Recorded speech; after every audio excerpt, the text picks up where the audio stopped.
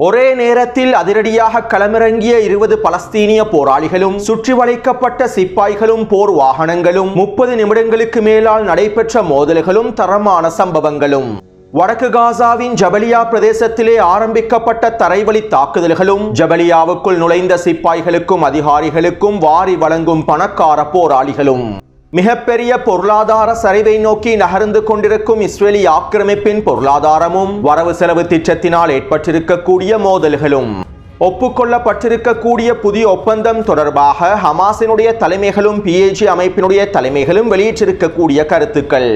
Lebanon ஜனாதிபதியினுடைய கோரிக்கையும் சிரியாவுக்கும் Israeli ஆக்கிரமிப்புக்கும் இடையிலான நேரடியான சந்திப்பும்.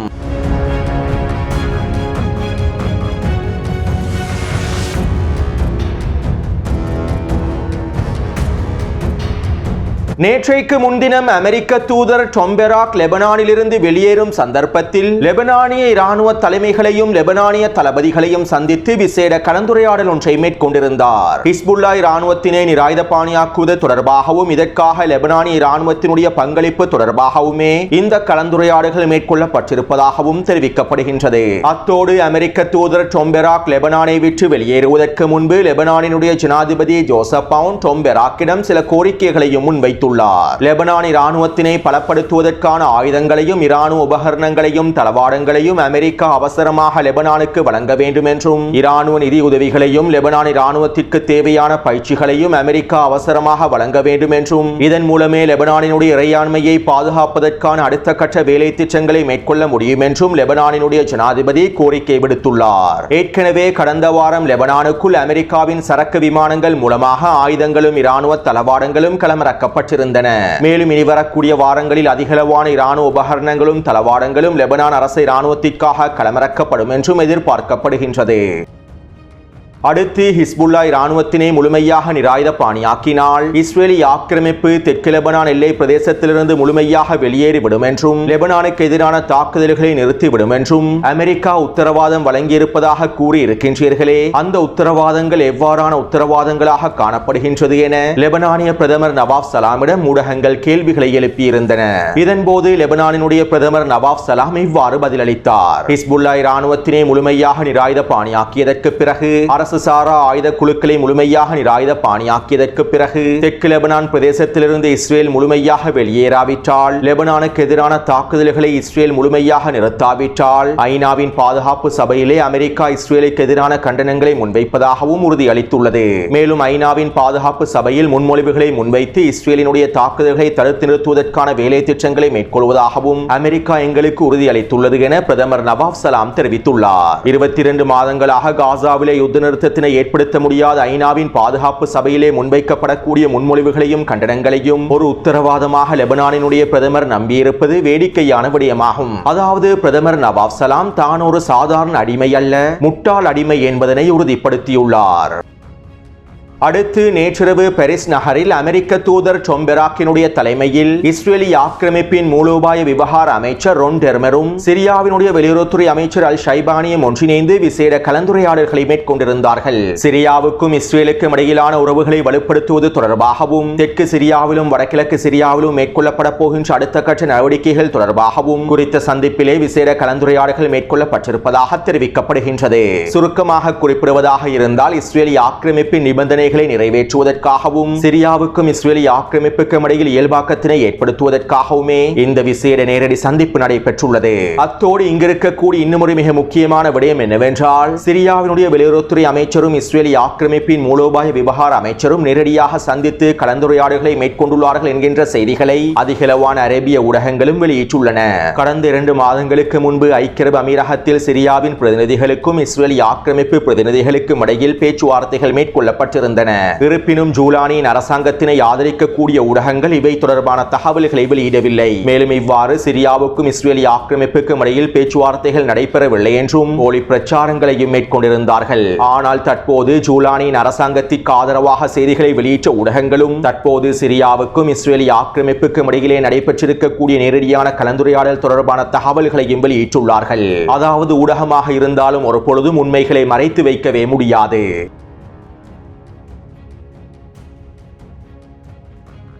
கத்தார் மற்றும் எகிப்திய மத்தியஸ்தர்களினால் முன்வைக்கப்பட்டிருக்கக்கூடிய காசாவின் யுத்த நிறுத்த ஒப்பந்தம் தொடர்பாகவும் இந்த ஒப்பந்தத்தினுடைய நிபந்தனைகள் தொடர்பாகவும் குறித்த ஒப்பந்தத்திற்கு ஹமாஸ் தரப்பினர் சம்மதம் வழங்கியிருப்பது தொடர்பாகவும் சில முக்கியமான தகவல்களை நேற்றைய காணொளியில் பதிவிட்டிருந்தேன். அத்தோடு குறித்த ஒப்பந்தம் தொடர்பாக ஹமாஸினுடைய தலைவர்களில் ஒருவரான தாஹிர் அல் நுனு அவர்கள் இவ்வாறு தெரிவித்துள்ளார். எங்களுடைய முந்தைய நிலைப்பாட்டுக்கும் இஸ்ரேலி ஆக்கிரமிப்பின் முந்தைய நிலைப்பாட்டுக்கும் இடையிலேயே தற்போது நாங்கள் ஒப்புக்கொண்டிருக்கக்கூடிய இந்த ஒப்பந்தம் காணப்படுகின்றது. இந்த நிலைப்பாடுகளுக்கு இடையே இருக்கக்கூடிய ஒரு ஒப்பந்தத்தையே நாங்கள் தற்போது ஒப்புக்கொண்டுள்ளோம். தேசிய நலன்களை கருத்தில் கொண்டே இந்த ஒப்பந்தத்திற்கான சம்மதத்தினை வழங்கியுள்ளோம். இந்த ஒப்பந்தமானது நெகிழ்வுத்தன்மையுடன் கூடிய ஒப்பந்தமாகும். மேலும் இந்த ஒப்பந்தத்திற்கான இஸ்ரேலி ஆக்கிரமிப்பின் பதிலின் மூலமாக நெட்டன்யாகுவின் உண்மையான நிலைப்பாட்டை ஒட்டுமொத்த சர்வதேசமும் புரிந்து கொள்ளும். நாங்கள் ஒரு பொழுதும் ஒப்பந்தங்களுக்கு தடையாக இருக்கவில்லை. எங்களுடைய பலஸ்தீனிய மக்களின் சாதாரண உரிமைகள் முழுமையாக கிடைக்கப்பெற வேண்டும் என்பதற்காகவே நாங்கள் போராடி வருகின்றோம் என ஹமாஸினுடைய தலைவர்களில் ஒருவரான தாஹிர் அல் நுனு அவர்கள் தெரிவித்துள்ளார். அதேபோன்று PIJ அமைப்பின் செய்தி தொடர்பாளர் முகமது மூசா அவர்கள் இவ்வாறு தெரிவித்துள்ளார். எங்களுடைய மக்களை பாதுகாப்பதற்காகவும் எங்களுடைய மக்களின் பட்டினியை முடிவுக்கு கொண்டு வருவதற்காகவும் நாங்கள் இந்த ஒப்பந்தத்திற்கு சாதகமான பதில்களை வழங்கினோம். தற்போது நாங்கள் இஸ்ரேலி ஆக்கிரமிப்பின் பதிலுக்காக காத்திருக்கின்றோம். எதிர்ப்பிலிருந்து பின்வாங்குவதற்கான சிவப்பு கோடுகள் காணப்படுகின்றன. நாங்கள் ஒரு பொழுதும் எங்களுடைய ஆயுதங்களை கீழே வைக்கப் போவதில்லை. பலஸ்தீனிய எதிர்ப்பு குழுக்கள் ஒரு பொழுதும் காசாவிலே ஆயுதங்களை கீழே வைக்கப் போவதில்லை. இந்த ஒப்பந்தத்திற்கான சம்மதத்தினை வழங்கி நாங்கள் நெகிழ்வுத்தன்மையை காண்பித்திருப்பது எங்களுடைய பலவீனம் அல்ல. இந்த ஒப்பந்தத்திற்கான நெகிழ்வுத்தன்மையை நாங்கள் காண்பித்திருப்பது எங்களுடைய பலவீனத்திற்கான அறிகுறியும் அல்ல. காசாவின் களத்திலே எதிர்ப்பானது பலமாகவே இருக்கின்றது. கிரேட் இஸ்ரேல் திட்டத்திற்கமைவாக காசாவில் இருக்கக்கூடிய எங்களுடைய பலஸ்தீனிய மக்களை முழுமையாக வெளியேற்றி காசாவை ஒட்டுமொத்தமாக கைப்பற்றுவதற்கே இஸ்ரேலி ஆக்கிரமிப்பு திட்டமிடுகின்றது. மேலும் இந்த திட்டங்களையும் ஆக்கிரமிப்பின் விருப்பங்களையும் உடைக்கும் நோக்கத்தோடே நாங்கள் அனைத்து விதமான காய்களையும் நகர்த்தி வருகின்றோம் என PIJ அமைப்பினுடைய செய்தி தொடர்பாளர் முகமது மூசா அவர்கள் தெரிவித்துள்ளார். எனவே இந்த பலஸ்தீனிய தலைமைகளின் அறிக்கைகள் மூலமாக ஹமாஸின் இந்த ஒப்பந்தத்திற்கான சம்மதத்தினை வழங்கியுள்ளது என்பதனை எங்களுக்கு தெளிவாக புரிந்து கொள்ளலாம். நேற்றைய காணொலியில் குறிப்பிட்ட முதலாவது மற்றும் இரண்டாவது காரணங்களை நோக்கமாக கொண்டே ஹமாஸ் தரப்பினர் காய்களை நகர்த்தி தற்போது இந்த ஒப்பந்தத்திற்கான சம்மதத்தினை வழங்கியுள்ளார்கள் என்பதனையும் எங்களுக்கு தெளிவாக புரிந்து கொள்ளலாம். அத்தோடு இஸ்ரேலி ஆக்கிரமிப்பு இந்த ஒப்பந்தத்திற்கான பதிலை இன்னும் வழங்கவில்லை. நாளை வியாழக்கிழமை இரவு இஸ்ரேலி ஆக்கிரமிப்பின் விசேட போர் அமைச்சரவை கூட்டம் நடைபெறப் போகின்றது. மேலும் இந்த போரமைச்சரவை கூட்டத்தில் யுத்த நிறுத்த ஒப்பந்தத்தினுடைய முன்மொழிவுகள் முன்வைக்கப்பட்டு குறித்த முன்மொழிவை ஏற்றுக்கொள்வதா அல்லது நிராகரிப்பதா என்பது தொடர்பான விவாதங்கள் நடைபெறப் போகின்றன. இதற்கமைவாக நாளை இரவு அல்லது வெள்ளிக்கிழமை காலையில் குறித்த ஒப்பந்தத்திற்கான பதில்களை இஸ்ரேலி ஆக்கிரமிப்பு அறிவிக்கும் என மத்தியஸ்தர்களிடம் இஸ்ரேலி ஆக்கிரமிப்பின் தலைமைகள் தெரிவித்துள்ளார்கள். மேலும் இந்த ஒப்பந்தத்திற்கான சம்மதத்தினை நெட்டன்யாகு வழங்குவதற்கான வாய்ப்புகள் குறைவாகவே இருப்பதாக இஸ்ரேலி ஆக்கிரமிப்பினுடைய அதிகளவான ஊடகங்கள் செய்திகளை வெளியிட்டுள்ளன. எனவே நாங்கள் பொறுத்திருந்து பார்ப்போம். அடுத்து நேற்றைய தினம் நடைபெற்ற இஸ்ரேலி ஆக்கிரமிப்பின் பாராளுமன்ற அமர்விலே வரவு செலவு திட்டம் முன்வைக்கப்பட்டிருந்தது. மேலும் நேற்றிரவு நடைபெற்ற அமைச்சரவை கூட்டத்தில் இந்த வரவு செலவு திட்டத்திற்கான ஒப்புதல்களும் வழங்கப்பட்டுள்ளன. அதாவது வரவு செலவு திட்டத்திலே இராணுவம் மற்றும் பாதுகாப்பு செலவுகளுக்கு அதிகளவான நிதி ஒதுக்கீட்டை மேற்கொள்வதற்கான ஒப்புதலையே இஸ்ரேலி ஆக்கிரமிப்பின் அமைச்சரவை வழங்கியுள்ளது.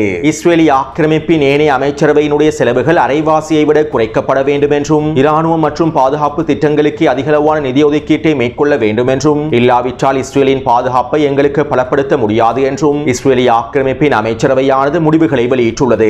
இஸ்ரேலி ஆக்கிரமிப்பு அமைச்சரவையினுடைய இந்த ஒப்புதலை தொடர்ந்து நெட்டன்யாகுவின் கூட்டணிக்குள்ளேயே மோதல்கள் வெடித்துள்ளன. அதிலும் குறிப்பாக இஸ்ரேலி ஆக்கிரமிப்பின் வலதுசாரி அமைச்சர்களான பென்குவிரும் ஸ்மட்ரிச்சும் குறித்த வரவு செலவு திட்டத்திற்கு எதிரான விமர்சனங்களை முன்வைத்துள்ளார்கள். மேலும் குறித்த வரவு செலவு திட்டத்திற்கு எதிராக வாக்களிக்கப் போவதாகவும் தெரிவித்துள்ளார்கள். அவர்களுடைய அமைச்சர்களுக்கு தேவையான நிதி ஒதுக்கீடுகள் அரைவாசியை விட குறைக்கப்பட்டிருப்பதே இதற்கான காரணம் என்றும் தெரிவிக்கப்படுகின்றது.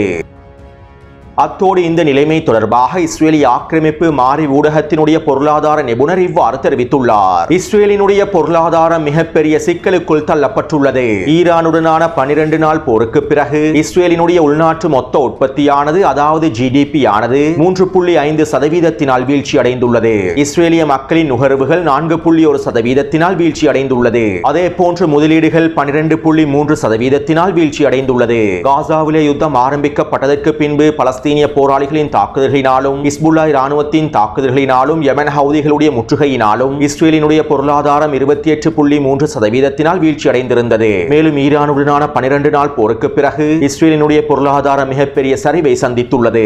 ஈரானிய ஏவுகணை தாக்குதல்களினால் $10 பில்லியன் அதிகமான இழப்புகள் ஏற்படுத்தப்பட்டுள்ளன.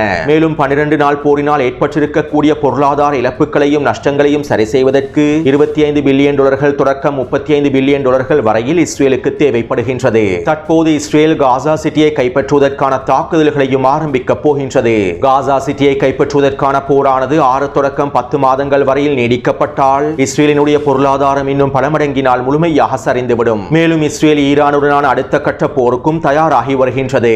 ஈரானிய ஏவுகணை தாக்குதல்களில் இருந்து நாட்டை பாதுகாப்பதற்காக 37 தாட் வான் பாதுகாப்பு அமைப்புகளுக்கு தேவையான ஏவுகணைகளை கொள்வனவு செய்வதற்கான முதலீடுகளையும் இஸ்ரேல் மேற்கொண்டுள்ளது. மேலும் இஸ்ரேலினுடைய வான் பாதுகாப்பு அமைப்புகளை மேம்படுத்துவதற்காகவும் வான் பாதுகாப்பு அமைப்புகளை மீள் நிரப்புவதற்காகவும் பல பில்லியன் டாலர்களை முதலீடு செய்வதற்கும் இஸ்ரேல் தயாராகி வருகின்றது. அமெரிக்காவினுடைய நேரடியான உதவி இருந்தாலும் இந்த போரினால் இஸ்ரேல் மிகப்பெரிய பொருளாதார இழப்புகளை சந்தித்து வருகின்றது. தற்போது வரவு செலவு திட்டத்திலே பாதுகாப்பு செலவுகளுக்காகவும் இராணுவத்திற்காகவும் 30.8 பில்லியன் ஷேக்கல்ஸ்களை விட அதிகமான பணத்தினை நெட்டன்யாஹு ஒதுக்கப் போகின்றார். இது இஸ்ரேலிய பொருளாதாரத்தின் பேரழிவை விரைவுபடுத்திவிடும் என்றும் மாரி ஊடகத்தினுடைய பொருளாதார நிபுணர் எச்சரிக்கைகளை வெளியிட்டுள்ளார். அதே போன்று இஸ்ரேலிய ஆக்கிரமிப்பினுடைய எதிர்க்கட்சி தலைவர் யாயர் லாபிட் இவ்வாறு தெரிவித்துள்ளார். நெட்டன்யாஹு இராணுவ மற்றும் பாதுகாப்பு செலவுகளுக்காக 30 பில்லியன் ஷேக்கல்ஸ்களுக்கும் அதிகமான பணத்தினை ஒதுக்கப் போகின்றார். இது இஸ்ரேலினுடைய பொருளாதாரத்திற்கு மிகப்பெரிய பேரழிவை ஏற்படுத்தும். நெட்டன்யாஹு காசாவிலே போரை தொடருவதற்காகவும் ஈரானுக்கு எதிரான போரை ஆரம்பிப்பதற்காகவும் எங்களுடைய நாட்டையே அடமானம் வைக்கப் போகின்றார். தற்போது இஸ்ரேலிய மக்களின் வாழ்க்கை செலவு அதிகரித்து வருகின்றது. தாங்க முடியாத பொருளாதார சுமைகளை இஸ்ரேலிய மக்கள் சுமந்து வருகின்றார்கள். இதனால் இஸ்ரேலை விட்டு அதிகளவான மக்கள் வெளியேறி வருகின்றார்கள். இந்த பொருளாதார நெருக்கடிகள் நீடித்தால் அதிகளவான மக்கள் இஸ்ரேலை விட்டு வெளியேறி விடுவார்கள். இது இஸ்ரேலினுடைய எதிர்காலத்திற்கும் மிகப்பெரிய அச்சுறுத்தலை ஏற்படுத்திவிடும். தற்போது நாங்கள் மிகப்பெரிய பொருளாதார சரிவை நோக்கி நகர்ந்து கொண்டிருக்கின்றோம். நெட்டன்யாஹு தன்னுடைய அரசியல் வாழ்க்கையை பாதுகாத்துக் கொள்வதற்காக இஸ்ரேலினுடைய எதிர்காலத்தையும் பொருளாதாரத்தையும் சிதைக்கப் போகின்றார் என இஸ்ரேலிய ஆக்கிரமிப்பின் எதிர்க்கட்சி தலைவர் யாயர் லாபிட் தெரிவித்துள்ளார். எனவே நெட்டன்யாஹுவின் தலைமையில் இஸ்ரேலிய ஆக்கிரமிப்பின் எதிர்காலமும் பொருளாதாரமும் குழி தோண்டி புதைக்கப்பட்டு வருகின்றன. மேலும் இஸ்ரேலிய ஆக்கிரமிப்பின் ஒட்டுமொத்த பேரழிவுக்கும் நெட்டன்யாஹு பிரதமர் பதவியில் இருக்க வேண்டும் என்பதனையும் நெட்டன்யாஹுவின் தலைமையிலேயே இஸ்ரேலிய ஆக்கிரமிப்பின் பேரழிவு உறுதி செய்யப்படும் என்பதனையும் எங்களுக்கு தெளிவாக புரிந்து கொள்ளலாம்.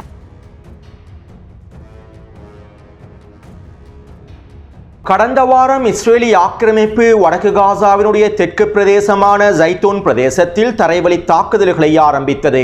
வடக்கு காசாவின் காசா சிட்டி பிரதேசத்தின் தெற்கு பகுதியை அடைந்து கொள்வதற்காகவே ஜைத்தூன் பிரதேசத்தினூடாக இந்த தரைவழி தாக்குதல்கள் ஆரம்பிக்கப்பட்டன.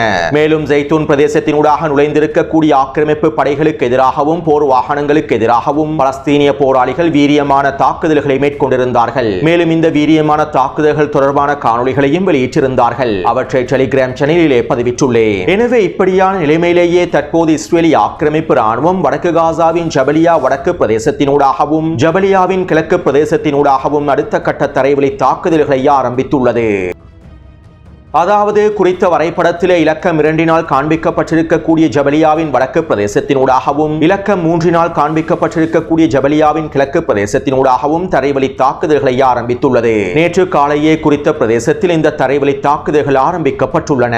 காசா சிட்டியினுடைய வடக்கு பிரதேசத்தையும் கிழக்கு எல்லை பிரதேசங்களையும் அடைந்து கொள்வதற்காகவுமே இந்த தரைவழி தாக்குதல்களை ஆரம்பித்துள்ளது. மேலும் இதற்காக கிரிவெற்றி படைப்பிரிவையும் இஸ்ரேலிய ஆக்கிரமிப்பு களமிறக்கியுள்ளது. மேலும் காசா சிட்டியை சுற்றி வளைப்பதற்கான மற்றும் கைப்பற்றுவதற்கான இந்த தாக்குதல்கள் அனைத்திற்கும் கிதியோன் வெஹிக்கல்ஸ் 2.0 என இஸ்ரேலிய ஆக்கிரமிப்பு ராணுவம் பெயர் வைத்துள்ளது. அதாவது கிதியோனினுடைய வாகனங்களின் 2ஆம் கட்டம் என பெயர் வைத்துள்ளது. அத்தோடு பலஸ்தீனிய போராளிகள் கொடுப்பதிலும் விருந்து வைப்பதிலும் பணக்காரர்கள். பலஸ்தீனிய பணக்கார போராளிகள் எப்போதும் கிள்ளி கொடுக்க மாட்டார்கள், எப்போதும் அள்ளி கொடுப்பார்கள். இதனால் ஜபலியா கிழக்கு மற்றும் வடக்கு பிரதேசத்தினூடாக நுழைந்திருக்கக்கூடிய கிரிவெற்றி படைப்பிரிவுக்கு பணக்கார பலஸ்தீனிய போராளிகள் விருந்துக்களை அள்ளி கொடுத்துள்ளார்கள். இதற்கமைவாக அல்கஸாம் படையினர் ஜபலியாவின் கிழக்கு பிரதேசத்தினூடாக நுழைந்த 2 மெர்காவா போர்த்தாங்கி வாகனங்களையும் 2 ட்ரூப்ஸ் கேரியர் வாகனங்களையும் சக்தி வாய்ந்த வெடிகுண்டுகளின் மூலமாக வெடிக்கச் செய்துள்ளார்கள். குறித்த பகுதியினுடைய தெருக்கு வீடுகளில் வைக்கப்பட்டிருக்கக்கூடிய பொறிகளின் மூலமாகவே இந்த வாகனங்களை கொத்தாக தட்டி தூக்கியுள்ளார்கள். மேலும் இந்த தாக்குதலை தொடர்ந்து குறித்த பிரதேசத்திலே களமிறங்கிய பலஸ்தீனிய போராளிகள் யாசின் ஏவுகணை மூலமாகவும் RPG ஏவுகணை மூலமாகவும் போர் வாகனங்களையும் ஆக்கிரமிப்பு படைகளையும் இலக்கு வைத்து தாக்குதல்களை மேற்கொண்டுள்ளார்கள். இதனால் வெடிப்புக்குள்ளான போர் வாகனங்கள் முழுமையாக தீக்கிரையாக்கப்பட்டுள்ளன. மேலும் 10க்கும் அதிகமான சிப்பாய்கள் மொத்தமாக தட்டி தூக்கப்பட்டுள்ளார்கள். அதேபோன்று ஜபலியாவின் வடக்கு பிரதேசத்திலே அல்-குதுஸ் படையினர் தாக்கிப் ஹரிகியா என்கின்ற சக்தி வாய்ந்த வெடிகுண்டை களமிறக்கி ட்ரூப்ஸ் கேரியர் வாகனம் ஒன்றை வெடிக்கச் செய்துள்ளார்கள். இந்த வாகனத்திற்குள்ளே இருக்கக்கூடிய 6க்கும் அதிகமான சிப்பாய்கள் தீக்கிரையாக்கப்பட்டுள்ளார்கள். அது மட்டுமல்லாமல் வீடொன்றிற்குள்ளே பதுங்கியிருக்கக்கூடிய சிப்பாய்களை சுற்றி வளைத்து TBG ஏவுகணை தாக்குதல்களையும் RPG ஏவுகணை தாக்குதல்களையும் மேற்கொண்டுள்ளார்கள். அதேபோன்று அல்-அக்ஸா படையினர் ஜபலியாவின் வடக்கு பிரதேசத்திலே சாயிர் வெடிகுண்டை பயன்படுத்தி 2 புல்டோசர் வண்டிகளை வெடிக்கச் செய்துள்ளார்கள். மேலும் குறித்த பிரதேசத்திலே ஸ்னைப்பர் தாக்குதல் மூலமாக ஒரு சிப்பாயையும் அளித்துள்ளார்கள். அடுத்து ஜெய்தூனின் தெற்கு பிரதேசத்திலே அல்-கஸாம் படைப்பிரிவினர் கன்னிவெடி பொறியின் மூலமாக 5க்கும் அதிகமான சிப்பாய்களை மொத்தமாக அளித்துள்ளார்கள். மேலும் இவர்களை மீட்பதற்காக வருகை தந்த ட்ரூப்ஸ் கேரியர் வாகனம் ஒன்றை 2 யாசின் ஏவுகணைகளின் மூலமாக வெடிக்கச் செய்துள்ளார்கள். இதைத் தொடர்ந்து குறித்த பிரதேசத்திற்கு வருகை தந்த இன்னுமொரு ட்ரூப்ஸ் கேரியர் வாகனத்தை ஷவாஸ் வெடிகுண்டு பொறியின் மூலமாக தட்டி தூக்கியுள்ளார்கள். அதேபோன்று அல்-குதுஸ் படையினர் ஜெய்தூனின் கிழக்கு பிரதேசத்திலே களமிறங்கி இருக்கக்கூடிய ஆக்கிரமிப்பினுடைய பொறியியல் துறை படையை சுற்றி வளைத்து தாக்கியுள்ளார்கள். மேலும் இவர்களோடு வருகை தந்த ட்ரூப்ஸ் கேரியர் வாகனத்தினை யாசின் ஏவுகணை மூலமாக அளித்துள்ளார்கள். அது மட்டுமல்லாமல் குறித்த பிரதேசத்தில் ஆக்கிரமிப்பு சிப்பாய்களை பணைய கைதிகளாக பிடிப்பதற்கு முயற்சி செய்துள்ளார்கள். இருப்பினும் ஆக்கிரமிப்பின் வான்படையானது ஹெனிபல் தாக்குதல்களை செயற்படுத்தி அனைத்து இஸ்ரேலிய சிப்பாய்களையும் அளித்துள்ளது. அடுத்து அபு அலி முஸ்தபா படையினரும் முஜாஹிதீன் படைப்பிரிவினரும் ஒன்றிணைந்து ஜெய்தூன் கிழக்கு பிரதேசத்திலே கூட்டு தாக்குதல் ஒன்றை மேற்கொண்டுள்ளார்கள். இதன்போது 15க்கும் அதிகமான மோட்டார் குண்டு தாக்குதல்களை குறித்த பிரதேசத்தில் இருக்கக்கூடிய ராணுவ தளத்தில் வீசியுள்ளார்கள். இந்த தாக்குதலிலே ஒரு ஜீப் வண்டி ஒன்றும் ட்ரக் வண்டி ஒன்றும் இலக்கு வைக்கப்பட்டு கொத்தாக அளிக்கப்பட்டுள்ளன. அடுத்து இன்று காலை கான்யூனிஸின் தெற்கு பிரதேசத்திலே தரமான சம்பவம் ஒன்று நடைபெற்றுள்ளது. அதாவது கான்யூனிஸின் தெற்கு பிரதேசத்திலே இருக்கக்கூடிய பகுதியில் ஆக்கிரமிப்பு படைகள் சில வீடுகளுக்குள் பதுங்கி இருந்துள்ளார்கள். மேலும் குறித்த பிரதேசத்தினை ஒரு இராணுவ தளமாக மாற்றுவதற்கான வேலை திட்டங்களையும் முன்னெடுத்துள்ளார்கள். கிட்டத்தட்ட 5க்கும் அதிகமான வீடுகளை ஒன்றிணைத்து இராணுவ தளமாக பயன்படுத்தியுள்ளார்கள். இப்படியான நிலைமையிலேயே இன்று காலை குறித்த பிரதேசத்தில் 20க்கும் அதிகமான பலஸ்தீனிய போராளிகள் களமிறங்கியுள்ளார்கள். இவ்வாறு ஒரே நேரத்தில் கூட்டாக களமிறங்கிய 20க்கும் அதிகமான பலஸ்தீனிய போராளிகள் ஆரம்பமாக குறித்த பிரதேசத்திலே நிலைநிறுத்தி வைக்கப்பட்டிருக்கக்கூடிய 2 மெர்காவா போர்த்தாங்கி வாகனங்களை ஷவாஸ் வெடிகுண்டின் மூலமாக வெடிக்கச் செய்துள்ளார்கள். பிறகு குறித்த பிரதேசத்திலே வீடுகளுக்குள் பதுங்கியிருக்கக்கூடிய சிப்பாய்களை சுற்றி வளைத்து RPG ஏவுகணைகள் மூலமாகவும் யாசின் ஏவுகணைகள் மூலமாகவும் கொத்தாக தட்டி தூக்கியுள்ளார்கள். அது மட்டுமல்லாமல் 3 பலஸ்தீனிய போராளிகள் ஆக்கிரமிப்பு சிப்பாய்கள் நிலை கொண்டிருக்கக்கூடிய 3 வீடுகளுக்குள் புகுந்து அவர்களிடத்தில் இருக்கக்கூடிய குண்டுகளையும் வெடிக்கச் செய்துள்ளார்கள். இதனால் பலஸ்தீனிய போராளிகளும் அந்த வீடுகளுக்குள்ளே இருக்கக்கூடிய சிப்பாய்களும் மொத்தமாக அளிக்கப்பட்டுள்ளார்கள்.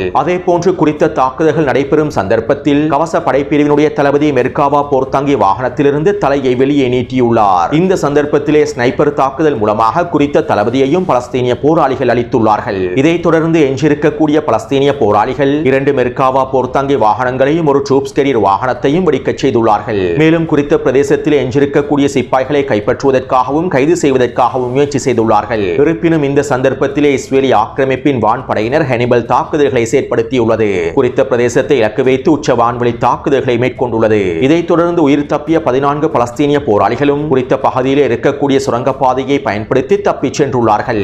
அத்தோடு இஸ்ரேலிய ஆக்கிரமிப்பு ஊடகங்கள் பலஸ்தீனிய போராளிகளின் இந்த தாக்குதல்களை ஒரு மிகப்பெரிய ஆச்சரிய தாக்குதலாகவும் செய்திகளில் வெளியிட்டுள்ளார்கள். எனவே கடந்த 48 மணித்தியாலங்களுக்குள் கிடைக்கப்பெற்றிருக்கக்கூடிய தகவல்களுக்கு அமைவாக 6 மெர்காவா போர்த்தாங்கி வாகனங்கள், 7 ட்ரூப்ஸ் கேரியர் வாகனங்கள், 2 புல்டோசர் வண்டிகள், ஒரு ஜீப் வண்டி மற்றும் ஒரு ட்ரக் வண்டி என 17க்கும் அதிகமான போர் வாகனங்கள் அளிக்கப்பட்டுள்ளன. மேலும் 75க்கும் அதிகமான சிப்பாய்கள் கொல்லப்பட்டும் படுகாயங்களுக்கும் உள்ளாக்கப்பட்டுள்ளார்கள். எனவே இந்த காணொளி தொடர்பான கருத்துக்களை பதிவிடுங்கள். தொடர்ந்தும் என்னுடன் இணைந்திருங்கள். நன்றி, வணக்கம்.